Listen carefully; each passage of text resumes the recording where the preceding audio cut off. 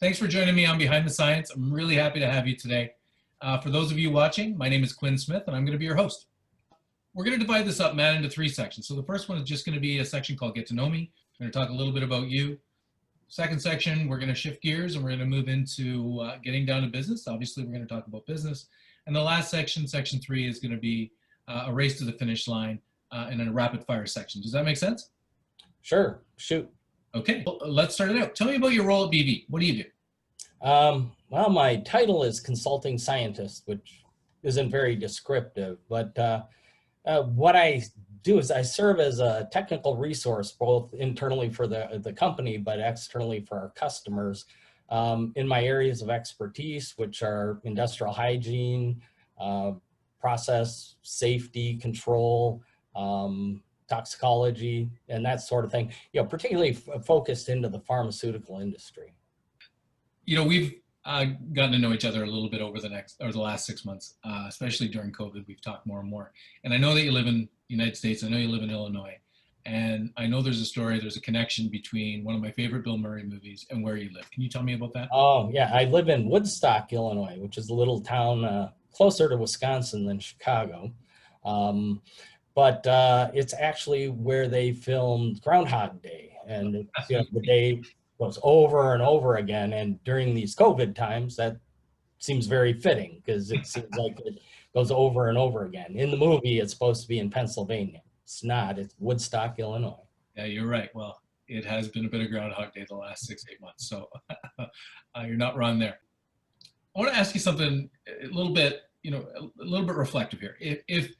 If you were to bump into a younger Matt Miners, what advice would you give him based on what you know now? Well, I think the biggest thing that I would have benefited from, back then when I was young would have been knowing that I should not be concerned about things that really are outside of my control, but really focus, my effort and attention on those things I control, and all the other things take care of themselves. Okay. So that would be my advice to myself. That's fantastic advice, Matt. Fantastic. I've learned a similar lesson. It takes you longer than you think it would to learn that one. And you've accomplished a lot in your career. I mean, we've talked quite a bit about this. What are you most proud of?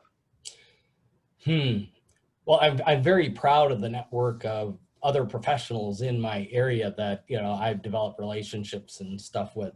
But a couple of things that I particularly was proud of is, early in my career, I was through a fluke things, wound up being an invited speaker at the Pittsburgh Conference for Advanced Spectroscopy. And, there's a small number of invited speakers. The primary speaker was Stephen Hawking's. And then, and then I wound up at dinners, rather intimate dinners with several Nobel Prize winners in physics and chemistry and stuff. So, I mean, that was really cool. Wow. That isn't really an accomplishment. That's just a thing. But I was a primary author on the International Society of Pharmaceutical Engineers guidance document for containment assessment for particulates. It's a big deal in the pharmaceutical industry. And the work I did in generating that guidance, I'm particularly happy with and proud of. Wow, great. Yeah, I can imagine. Kind of shifting back again into COVID. It's been an interesting time. It's been strange. It's been interesting. Let's talk about, maybe if we spin it to the positive, what have you learned out of COVID-19 or from COVID-19? I'm learning lots every day because it's very impactful. On a personal level, my wife's an ICU nurse and is right into this. And my daughter is also working ICU over in Wisconsin and Madison. And another daughter is a physician in Omaha. And I've learned to really appreciate those people that you don't see that are in there every day working hard and under a lot of stress and duress and risk, personal risk. And it extends to other professions too. It's just, those are the ones I know. So it's to really be appreciative of the efforts of all the other people, everywhere that are helping, fight this thing. It affects us all, and it's a common interest for all of us. Yeah. Well, listen, applause to them from me and heartfelt thank you. Tell me about, I think I might know this answer, but tell me what you're most passionate about. Well, actually, I'd have to say most passionate about family and quality time with my family. That said, I'm also a huge hockey fan, and it's been a part of our life. Yeah.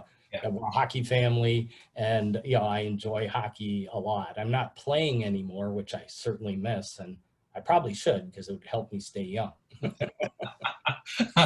I hung up the skates a number of years ago too. You know what? The older I get, the better I was. So I'm going to leave it at that. I'm going to shift gears if that's okay. We're going to go into section 2. Okay. My first question is, over the course of your career, you've had a great working relationship with the AIHA. What have you been involved with that? Well, yeah, pretty much that whole length of time I was talking about before. I've been an active member on the local and the national AIHA. I'm a CIH, which, and AIHA, in case somebody's listening, that is an American Industrial Hygiene Association. Like I said, active involvement. I've been on a variety of committees, but currently what I'm working on in AIHA is I'm a member of the work group for opiates, which has been a big deal and a high level of concern for several years now. And then I'm in the healthcare special interest work group. And I'm working in a subgroup in that to write a guidance document for the collection of surface samples for USP 800 and protecting the health and safety of clinical employees. Right. You mentioned USP 800. I want to talk a little bit about Chemo Alert. So here at Veritas, we developed a product called Chemo Alert. You were obviously one of the key members in the development of that. Do you want to talk to me about what that is and what does it do? Sure. Chemo Alert is a surface sampling, although it's also adaptable for air samples, which is more industrial hygiene. But it's a sampling analytical method and kit for assessing residual contamination of hazardous drugs, in specifically for either drug compounding or in clinical environments, which are an area and a concern that perhaps has been addressed historically, and so there's been a lot of activity to assess that and reduce the risk for the employees, infusion nurses, compounding pharmacists, basically anyone who comes in close proximity with chemo drugs and other hazardous drugs. I'm going to move into the third section here. If that's okay. Oh, sure. Okay, this is our race to the finish line and rapid fire section. So we're going to start that out in a second, all right? Sounds fun. Okay.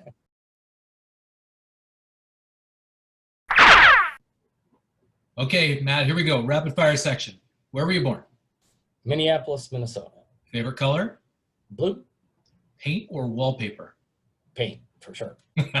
For sure. Tea or coffee? Coffee, black. Craft or big brewery? Craft. Nicely done. Favorite season? Fall. Favorite hockey team? Whatever team I'm on or my kids are on first, but on the professionals, I'd have to say the Blackhawks and Team USA in international competitions. I knew that was coming. I knew that one was coming. And last one. If I wasn't busy taking science by storm, I'd be? Oh, I would love to be like a wildlife photographer, doing something creative like that. That'd be really nice, but it takes talent. Yeah. It's a great answer. Thank you so much. I really had a lot of fun, Matt. And thanks again for joining me. You bet. Okay. For those watching, I'll see you soon on Behind the Science. Take care. Great. Thanks. Bye.